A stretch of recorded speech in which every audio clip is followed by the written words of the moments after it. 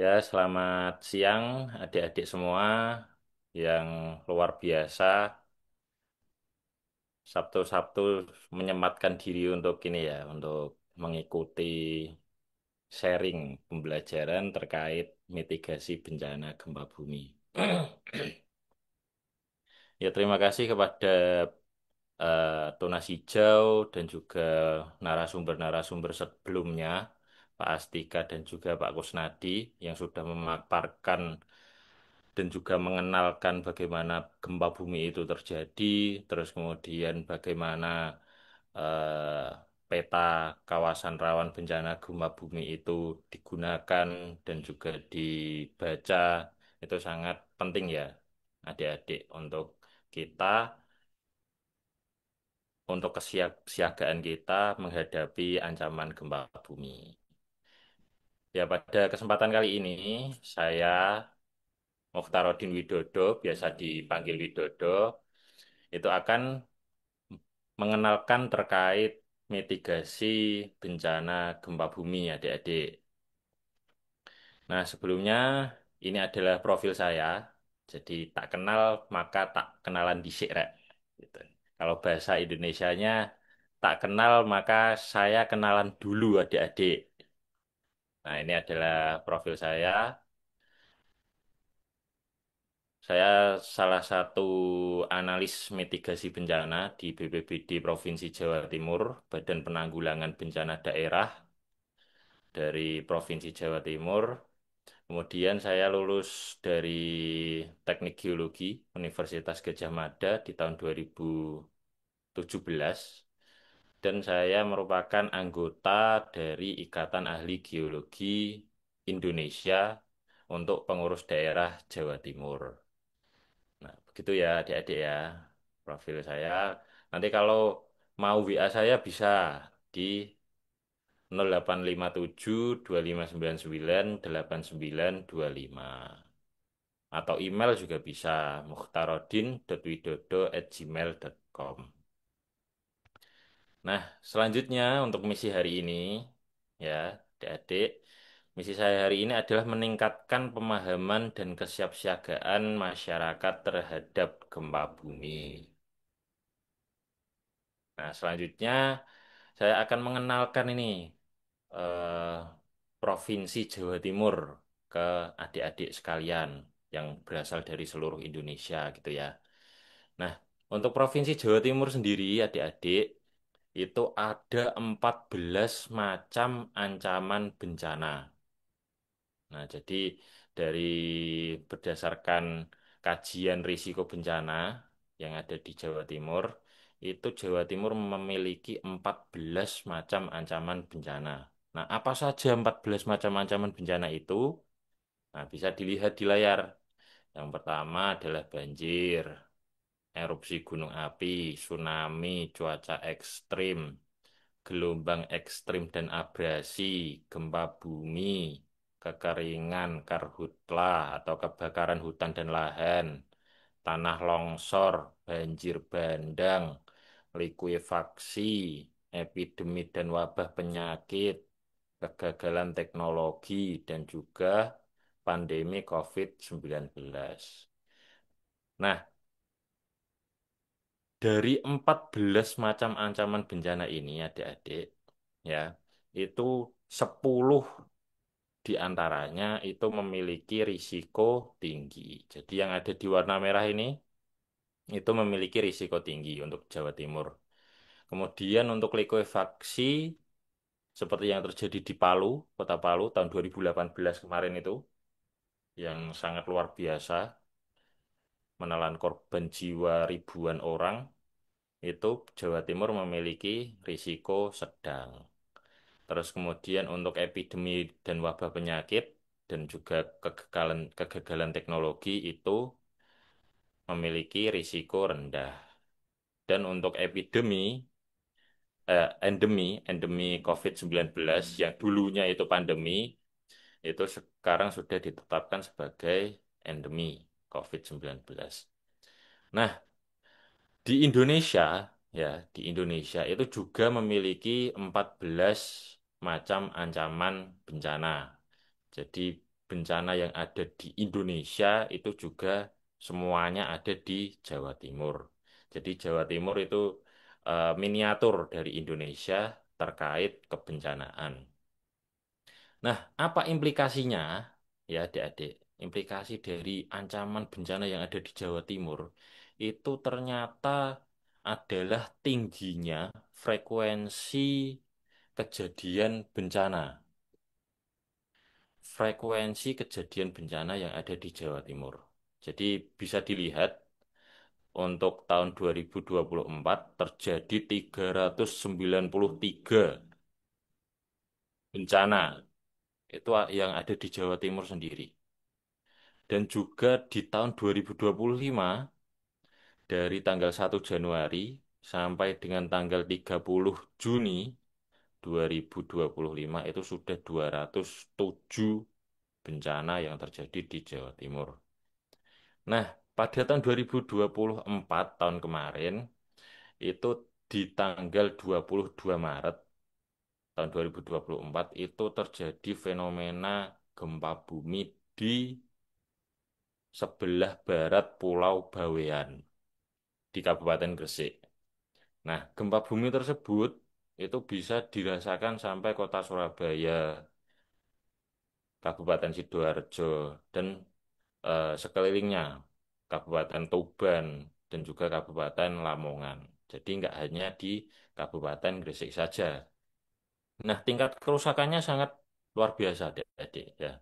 Tingkat kerusakannya sangat luar biasa di apa namanya di Pulau Bawean, pulau yang berada di utara Pulau Jawa yang berada di Kabupaten Gresik.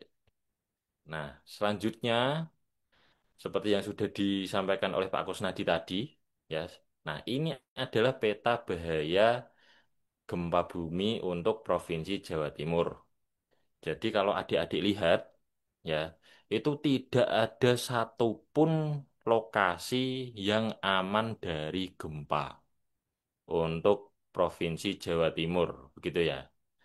Jadi indeksnya itu bisa dilihat dari hijau sampai merah. Kalau hijau itu potensi rendah, merah itu potensi tinggi. Nah, untuk peta kawasan rawan bencana sendiri, untuk Provinsi Jawa Timur bisa diakses di https double slash intip.in /KRB Jawa Timur.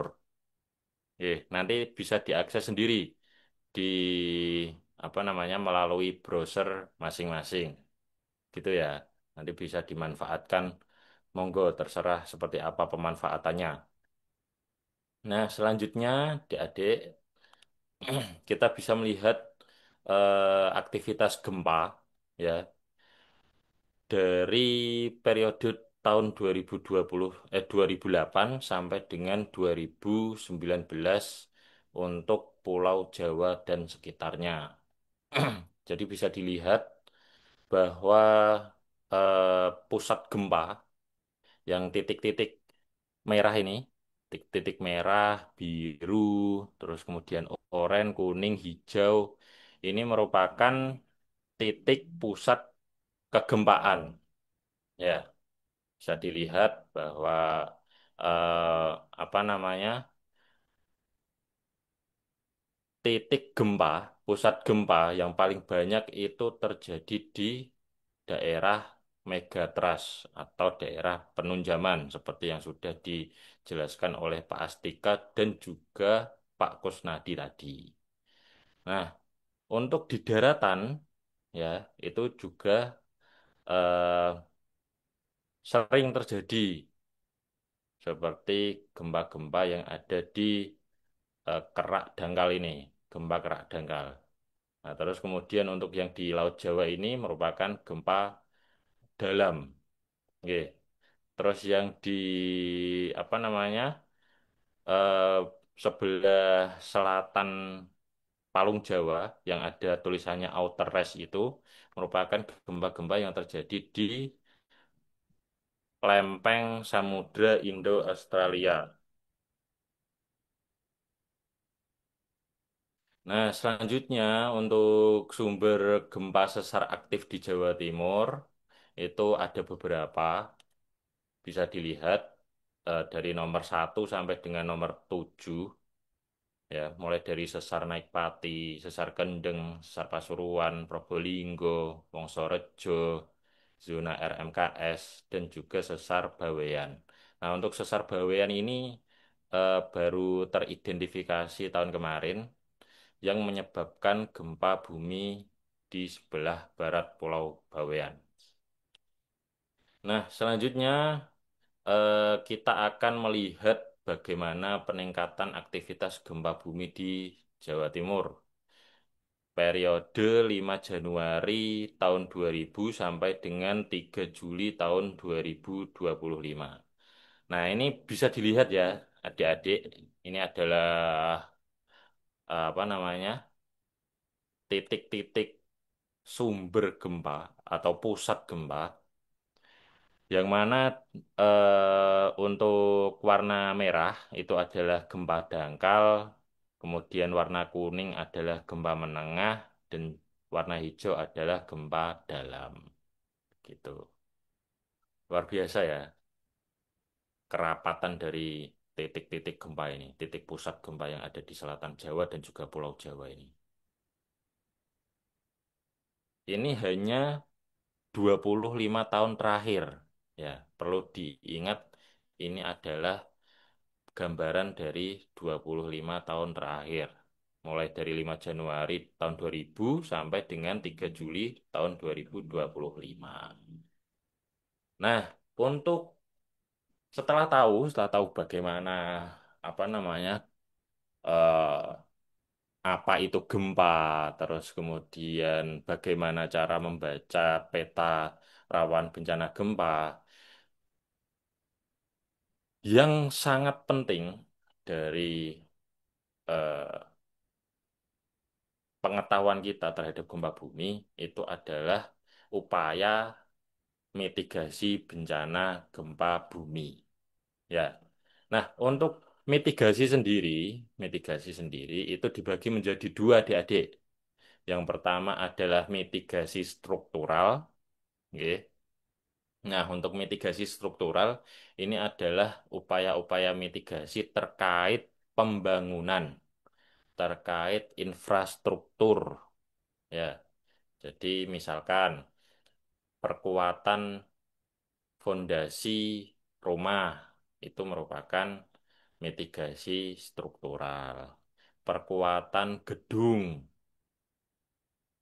supaya tahan gempa itu merupakan mitigasi struktural. Terus kemudian ada lagi mitigasi non struktural. Nah, untuk mitigasi non struktural ini adalah upaya untuk membangun budaya sadar bencana.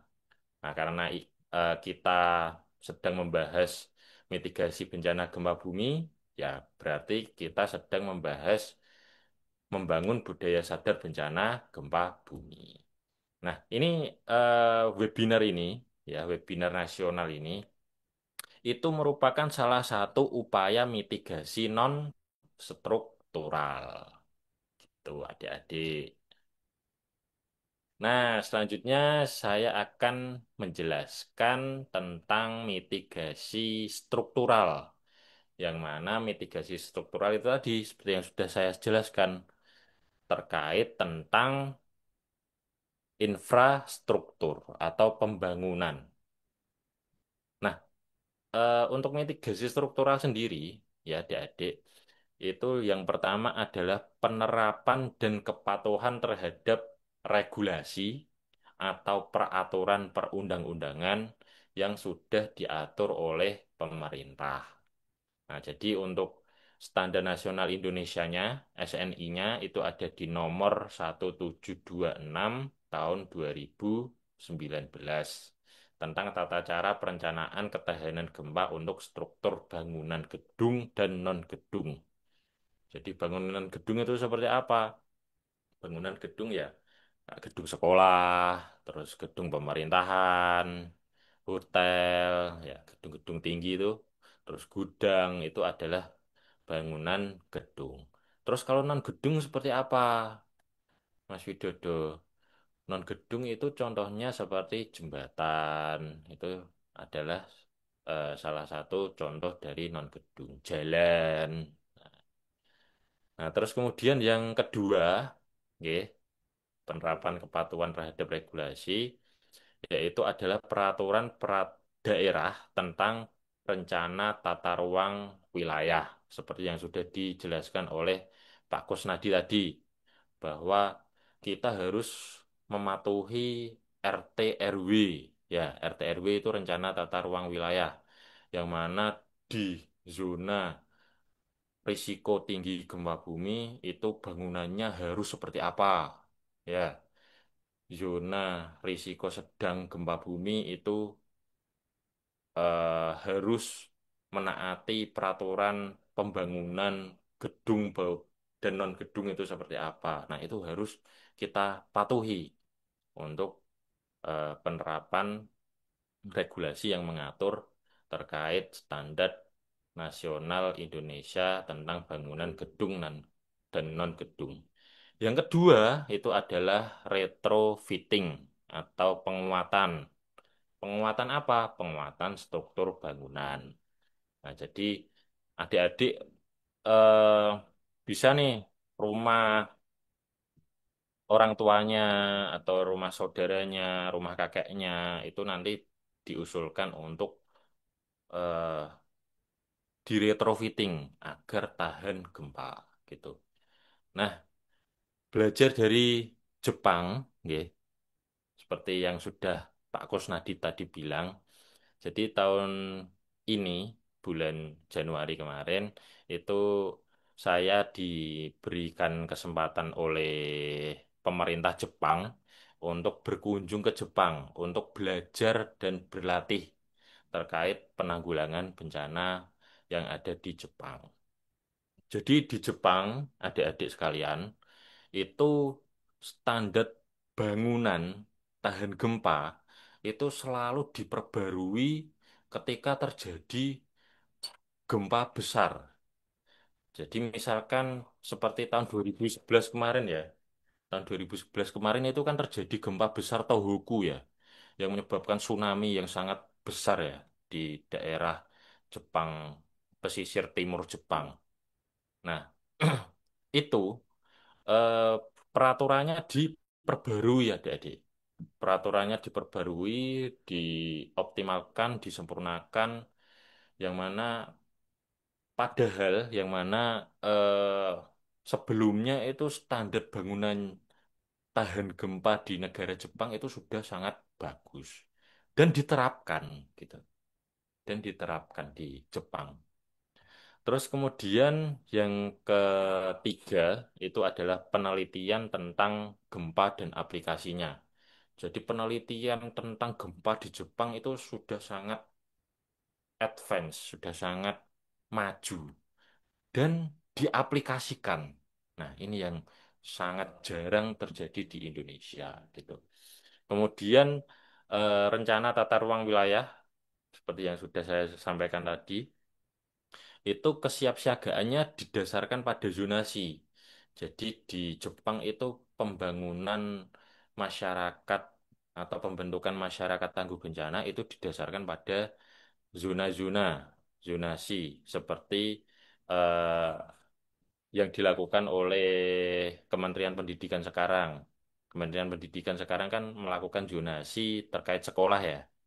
Nah, kalau di Jepang itu sudah dilakukan zonasi sekolah sudah dari dulu, sudah sangat tertata secara rapi, standarnya juga sudah bagus. Nah, di setiap sekolah, khususnya SD, sekolah dasar, itu dibentuk masyarakat tangguh bencana, khususnya bencana gempa dan tsunami. Gitu. Jadi sangat bagus sistem kesiapsiagaan masyarakat yang ada di Jepang itu. Terus kemudian integrasi program penanggulangan bencana ke seluruh kementerian dan lembaga.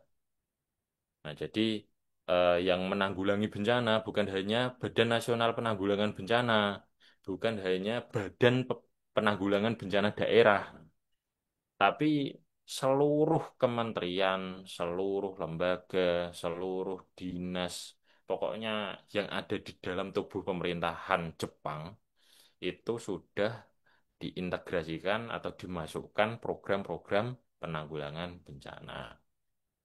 Terus kemudian integrasi pembelajaran kebencanaan ke semua mata pelajaran. Nah, seperti yang sudah disinggung oleh Pak Kusnadi tadi, bahwa pembelajaran kebencanaan di Indonesia itu tidak merata, gitu. Nggih, tidak merata, hanya muatan lokal dan lain-lain.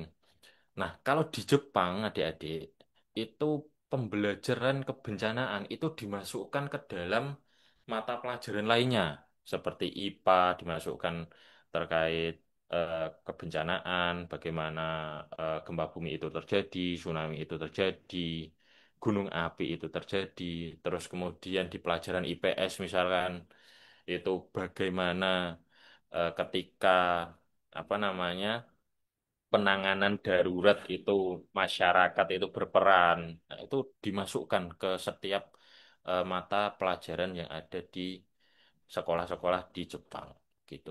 Terus kemudian pembentukan masyarakat tangguh bencana yang ada di eh, kalau di sana di blok ya, di blok-blok perumahan-perumahan gitu sudah ada pembentukan masyarakat tangguh bencana yang mana pusatnya adalah sekolah dasar gitu. Terus kemudian yang kedelapan adalah peringatan dini yang super cepat dan juga sesuai lokasi bencana. Jadi tadi ada yang menanyakan, kenapa kok peringatan dini gempa itu peringatan gempa itu sulit untuk dikembangkan. Nah, kalau di Jepang sendiri itu sudah dibangun sistem peringatan dini gempa bumi. Nah, gempa bumi itu kan sebenarnya ada dua gelombang ya, adik-adik. Yang pertama adalah gelombang primer, yang kedua adalah gelombang sekunder. Untuk gelombang primer itu adalah gelombang yang sampai di permukaan terlebih dahulu dan sifatnya tidak merusak. Nggih. Nah, baru beberapa detik kemudian atau beberapa menit kemudian itu gelombang sekunder yang sifatnya merusak itu baru sampai ke permukaan. Nah, peringatan dini yang ada di negara Jepang itu adalah penangkap gelombang primer, ya, gelombang yang datang terlebih dahulu itu tadi, ya, yang sifatnya tidak merusak, itu ditangkap terlebih dahulu. Terus kemudian disebarkan melalui sirine-sirine yang ada di pinggir jalan, gitu. Sirine-sirine yang tersebar di seluruh penjuru Jepang dan juga dari handphone masing-masing orang yang mana eh, handphone yang berada di area sekitar terjadinya gempa itu akan otomatis membunyikan alarm ya terjadi gempa akan terjadi gempa beberapa detik kemudian akan terjadi gempa sehingga masyarakat Jepang itu bisa langsung melakukan perlindungan diri atau penyelamatan diri. Terus kemudian masih banyak hal yang lain yang mana semua teori penanggulangan bencana yang ada di Indonesia itu ternyata sudah dipraktekkan, sudah diterapkan di negara Jepang. Itu kita harus belajar, kita harus meniru negara Jepang terkait penanggulangan bencananya. Nah, selanjutnya adik-adik berikutnya adalah mitigasi non-struktural.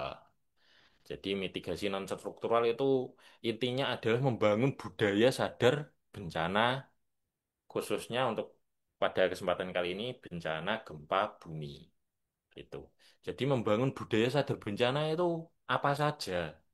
Misalkan pendidikan, melalui pendidikan, melalui sosialisasi di desa-desa, sosialisasi di sekolah-sekolah. Nah, itu merupakan eh, pembangunan budaya sadar bencana gempa bumi. Nah, sekarang ya eh, termasuk kesempatan kita kali ini. termasuk webinar kali ini itu merupakan pembangunan budaya sadar bencana gempa bumi. Jadi adik-adik secara langsung ya itu sudah ikut membangun budaya sadar bencana gempa bumi. Gitu. Nah, sekarang saya akan menjelaskan kolom 2 dan kolom 3 terlebih dahulu ya. Kolom 2 dan kolom 3 terlebih dahulu. Untuk kolom satu ini akan saya jelaskan berikutnya. Nah, adik-adik, tadi kan ada yang bertanya dan sudah dijawab oleh Pak Kusnadi juga. Apa yang harus kita lakukan ketika terjadi gempa bumi? Bagian tubuh mana yang harus kita lindungi ketika terjadi gempa bumi? Gitu ya. Nah, saat terjadi gempa bumi, adik-adik, ya, ketika kita berada di dalam ruangan, ketika kita berada di dalam gedung, ya, entah itu di rumah, di sekolah, atau di gedung-gedung yang lainnya, itu ketika terjadi gempa bumi, itu langsung lakukan perlindungan dengan melindungi kepala. Ya, seperti yang sudah dijelaskan oleh Pak Kusnadi tadi, saya stop dulu ya, share screen-nya ya. Saya akan mempraktekkan bagaimana cara melindungi kepala. Nah, jadi yang pertama, langkah pertama untuk melindungi kepala, tangan kanan, ya, tangan kanan adik-adik, itu lindungi bagian atas kepala. Tangan kanan lindungi bagian atas kepala sampai dengan telinga. Terus tangan kirinya, ya, itu lindungi bagian belakang, belakang kepala ini, bagian tengkuk ini. Karena apa? Karena bagian tengkuk ini sangat banyak pusat saraf yang harus dilindungi ketika terjadi gempa bumi. Oke, takutnya reruntuhan nanti akan akan jatuh gitu kan, reruntuhan atap, reruntuhan tembok. Nah, cukup melindungi seperti ini aja. Oke, lindungi seperti ini. Kemudian ketika terjadi gempa bumi itu tadi, adik-adik harus langsung bersembunyi di bawah kolong meja. Ya, ketika gempa bumi terjadi, lindungi kepala langsung masuk ke kolong meja atau masuk ke kolong tempat tidur. Ya, karena itu akan melindungi dari reruntuhan. Karena yang membunuh adalah reruntuhan bangunannya, adik-adik.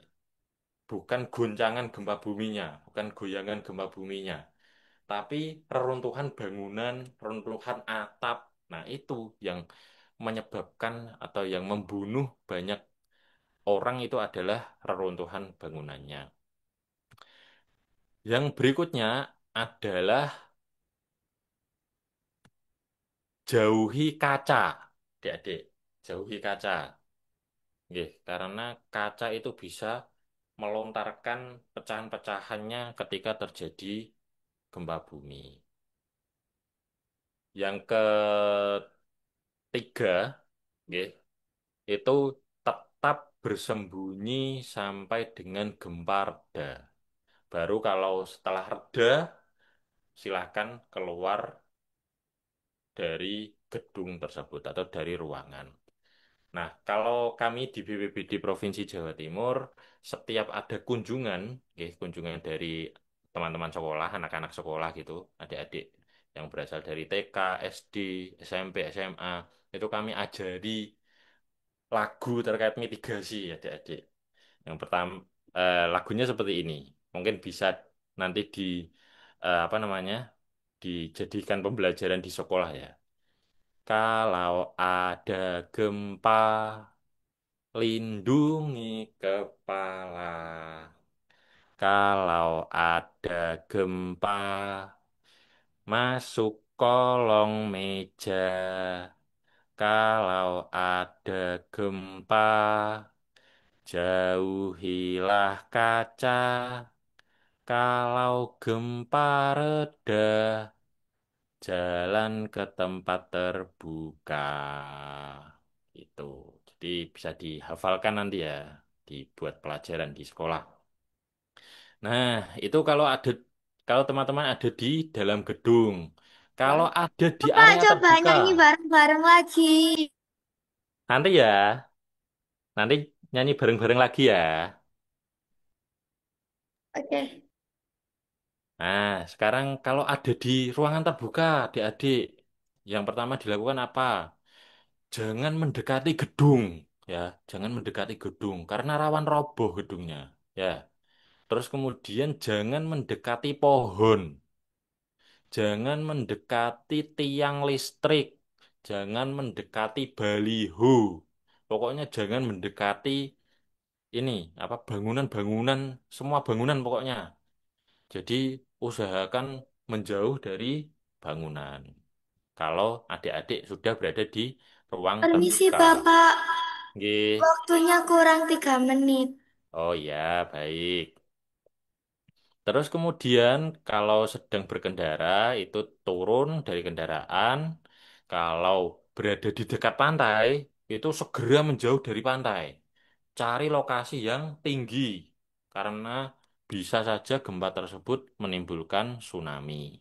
Kalau berada di daerah pegunungan, ya segera menjauh dari tebing yang kemungkinan bisa terjadi longsor dikarenakan oleh gempa. Tadi kan sudah dijelaskan oleh Pak Astika dan juga Pak Kusnadi ya, kalau gempa bumi itu bisa menimbulkan tanah longsor. Nah, kalau sudah gempa bumi sudah reda, adik-adik itu harus keluar dari bangunan atau gedung dan dipastikan bangunan tersebut tidak sedang dalam kondisi rawan roboh. Itu. Itu yang pertama. Jadi pastikan nih bangunannya itu tidak rawan roboh. Yang kedua apa? Yang kedua jangan menggunakan lift. Nggih. Gunakan tangga darurat. Jangan menggunakan lift, gunakan tangga darurat. Terus kemudian jangan masuk ke dalam gedung lagi kalau sudah keluar. Ya, jangan masuk ke dalam gedung lagi karena bisa saja gedung tersebut roboh kapan saja, adik-adik. Oke. Terus kemudian pantau informasi resmi dari BMKG. Dan yang terakhir, jangan lupa berdoa kepada Allah Subhanahu wa Ta'ala untuk diberikan keselamatan. Gitu. Nah, kemudian adik-adik berikutnya adalah kesiapsiagaan menghadapi gempa bumi. Oke. Yang pertama kan sudah tadi mengenal apa itu gempa bumi, dijelaskan oleh Pak Astika. Terus kemudian dijelaskan oleh Pak Kusnadi terkait peta kawasan rawan bencana gempa bumi. Nah, ini adalah mengenali lingkungan, yaitu masuk dalam peta kawasan rawan gempa bumi.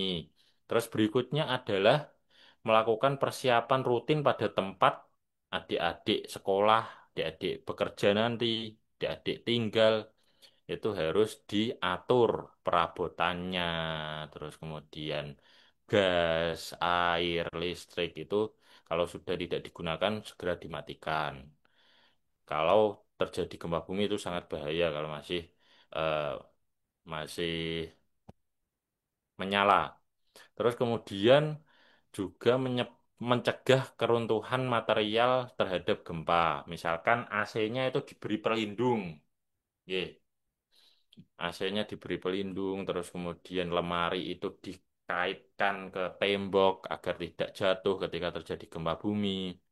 Terus berikutnya adalah menyiapkan perlengkapan yang wajib dimiliki di rumah, seperti kotak P3K, tas siaga bencana, dan lain-lain. Kemudian mencatat nomor telepon penting kedaruratan.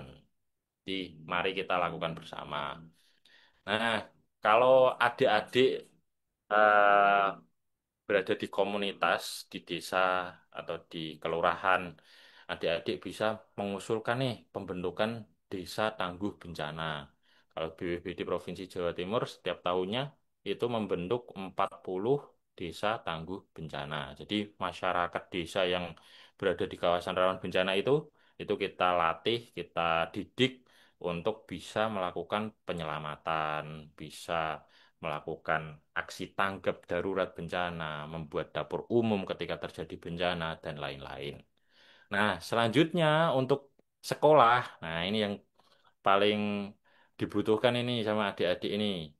Jadi untuk sekolah itu bisa dilakukan pembentukan satuan pendidikan aman bencana dan juga training of facilitator bagi guru. Nah, untuk Jawa Timur sendiri itu guru-guru yang ada di seluruh provinsi Jawa Timur itu diberikan kesempatan setiap tahunnya untuk mengikuti training of facilitator pembentukan SPAB sebanyak 200 orang setiap tahunnya. Jadi nanti ibu-ibu guru yang sudah melakukan training itu di sekolah bisa membentuk secara mandiri satuan pendidikan aman bencana.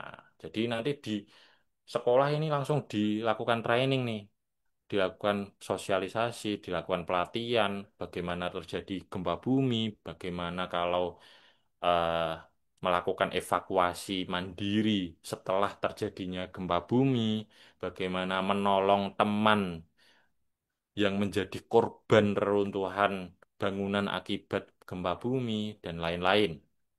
Gitu. Jadi nanti bisa teman-teman yang ada di Provinsi Jawa Timur ya, mohon maaf yang daerah lain mungkin bisa menghubungi BPBD provinsi atau kabupaten dan kotanya masing-masing. Nanti bisa menghubungi kami untuk melakukan pembentukan satuan pendidikan aman bencana begitu.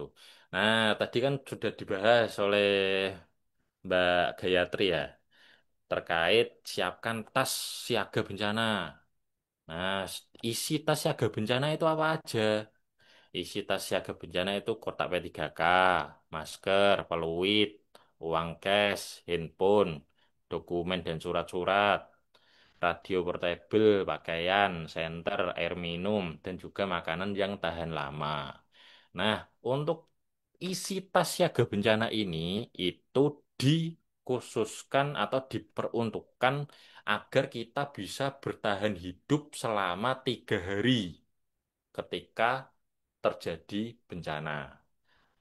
Takutnya apa? Takutnya pemerintah belum belum bisa datang untuk memberikan bantuan. Oke. Jadi kalau terjadi bencana ya adik-adik, itu semua akses itu bisa terputus total. Jadi bantuan dari pemerintah yang berada di kota, di pusat provinsi, atau di pusat negara, itu sampai di lokasi bencana itu bisa sampai berhari-hari atau berjam-jam gitu. Jadi kesiapsiagaan untuk menyiapkan tas siaga bencana ini sangat dibutuhkan. Jadi nanti tolong disiapkan ya tas siaga bencananya ya adik-adik ya. Isinya ini. Isinya ini 1, 2, 3, 4, 5, 6, 7, 8, 9, 10, 11 macam item yang harus disiapkan. Jangan lupa untuk 3 hari. Untuk kebutuhan 3 hari. Nah, terus kemudian ini adalah kontak darurat yang bisa dicatat oleh adik-adik sekalian mulai dari Pusdalo BNPB, polisi, terus kemudian Kemenkes, telepon darurat, pemadam kebakaran, Basarnas, Palang Merah Indonesia, dan lain-lain. Nah, untuk BPBD Provinsi Jawa Timur sendiri, itu bisa dicatat di ini, melalui WhatsApp ya, 0812 3178 0000. Gitu. Nah, mari berkunjung ke BPBD Provinsi Jawa Timur, adik-adik. Untuk registrasinya bisa melalui website bpbd.jatimprov.go.id/tenpina. Gratis ya, gratis. Nah, saya izin untuk memutarkan video profil Taman Edukasi Bencana. Mungkin nanti eh, adik-adik tertarik berkunjung ke sini.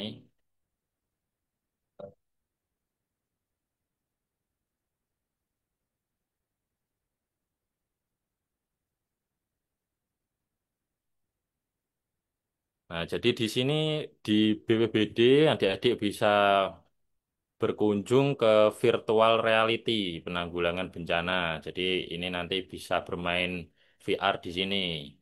VR itu kayak kacamata, terus di dalam kacamatanya itu ada kayak video game gitu ya, adik-adik. Tapi khusus untuk penanggulangan bencana. Nah, ini videonya ini. Oke. Nah, terus kemudian di sini juga ada tenda untuk edukasinya. Nanti di sini diajarkan bagaimana cara melakukan evakuasi mandiri dari gempa bumi, dari tsunami, dari gunung api. Itu akan kami ajarkan semuanya, akan kami kenalkan. Nah, ini Tenpina, Tenda Pendidikan Bencana.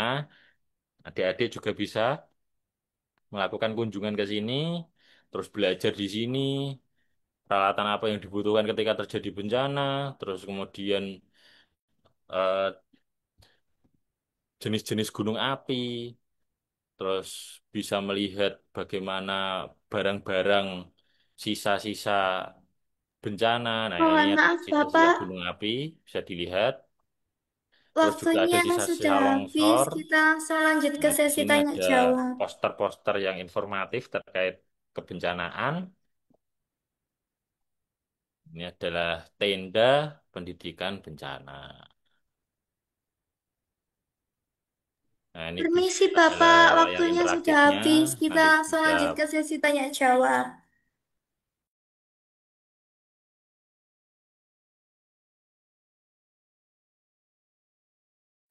Permisi, Bapak. Waktunya sudah habis. Kita lanjut ke sesi tanya jawab.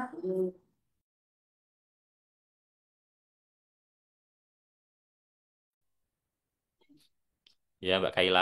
Mengingat waktu, kita langsung lanjut ke sesi tanya jawab. Baik, di sini ada dari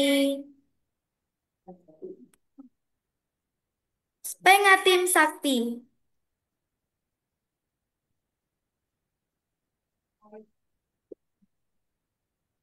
Silahkan untuk Pengatim Sakti. Bisa langsung on mic. Matian.